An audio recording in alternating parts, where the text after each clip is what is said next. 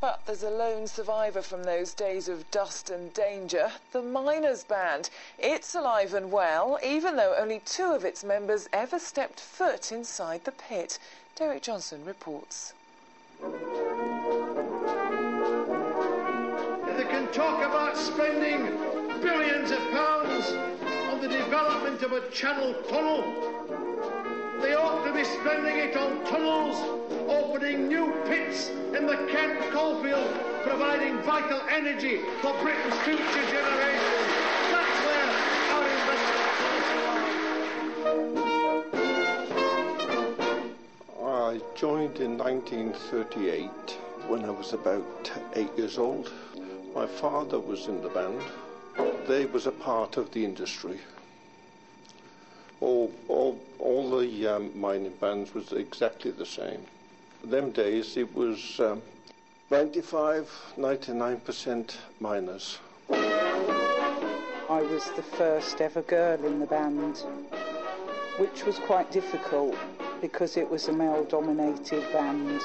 My husband was a miner, so I went through the strike myself, and it just carried on. It was when the coalfield closed in Kent, we just kept coming up here and we kept rehearsing, and it's just something, whether we have a full band practice or not, we're still here every week, twice a week, rehearsing.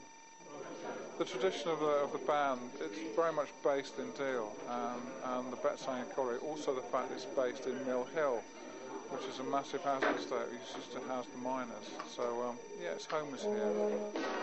We're still a contesting band, and we still take part in the mine workers competition up in Skegness, which is great fun. But we do a lot more than that. We travel quite widely. A lot of charity fundraising events, but we have links with a band in France, a band in Belgium. We've just been invited to go and play at an international music festival in Holland. So that's something that the band probably didn't do, 30, 40 years ago. I still think it as a colliery band. When I was in the band with Ivor, everybody in the band worked at the colliery. But when the colliery closed, people had to find work somewhere else, and that's what's happened. People have left. But we're fortunate that a lot of Royal Marines have settled in this area because they were at the barracks in Deal. And that's what keeps the band going. But we get people coming from all over the place. We started to get people from outside the industry wanting to come into the band. Teachers, we've got policemen, we've got nurse, you name it. You said there was actually a policeman in the band. There was no problem with that. I mean, when you look back, it's a strange thing, isn't it? The miners band, there's a policeman in it. Yeah, actually we got a detective, and 2 sergeants, and a community policeman. You don't mind that being a former miner? No. What happened back in those days has got no reflection on the current situation.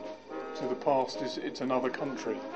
Well, I wouldn't say it's another country. It will always, for some members of the band, remain in their minds, in their background, but it doesn't affect the workings of the band. I think it's people's love of music. That is why they actually play in our band. The history of the band, the friendliness of the band, and the majority of people are from this area. So they might not have been in the colliery, but they would have known people that have also been in the colliery. Are you still as happy in the band today as you've always been? Oh yeah, yeah. It's one of those things that when you join a band as a youngster, that's your band.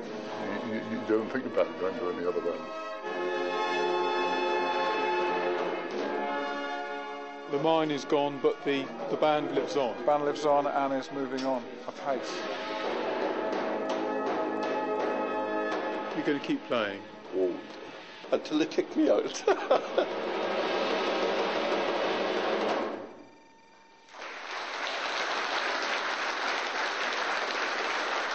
great to see them still going strong. Now, there's something to say for that hardy British spirit, especially in the wet weather, and the dedicated spectators and cyclists that gathered at White Lane